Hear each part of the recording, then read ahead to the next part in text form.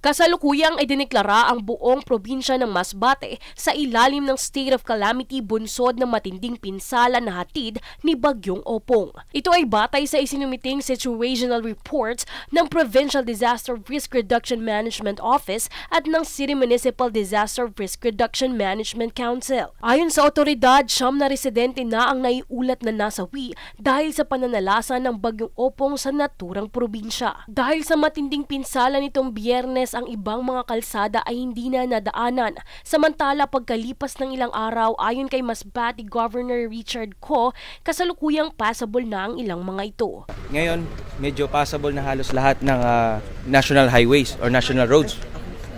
So, ngayon po yung mga goods na hali, mga relief na hali sa national or galing sa national agency, sa national government, galing kay Presidente, ngayon po nakakaabot na po sila sa mga municipalities natin ngayon. Sa kabilang banda, ilang mga opisyal naman ng gobyerno ang bumisita sa Masbate. Kabilang na si Department of Social Welfare and Development Secretary o DSWD Secretary Rex Gatchalian upang personal na alamin ang sitwasyon sa isa sa mga lugar na pinakanapinsala ng Bagyong Opong. Ayon kay DSWD Secretary Rex Gatchalian, tuloy ang plano ng DSWD na magpamahagi ng Family Food Packs o FFPs at financial aids sa mga apektadong residente.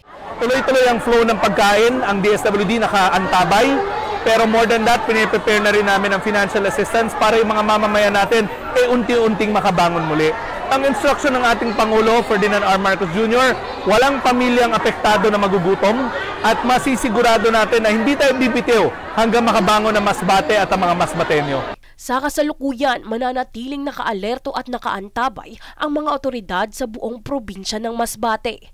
Nakasisiguro ang mga nasalanta sa bisa ng Republic Act No. 10121 o Philippine Disaster Risk Reduction and Management Act of 2010 na ang LGU na napasailalim ng state of calamity ay maaaring gamitin ang quick response funds para sa mga mabilis na relief rehabilitation at recovery operations sa mga apektadong lungsod.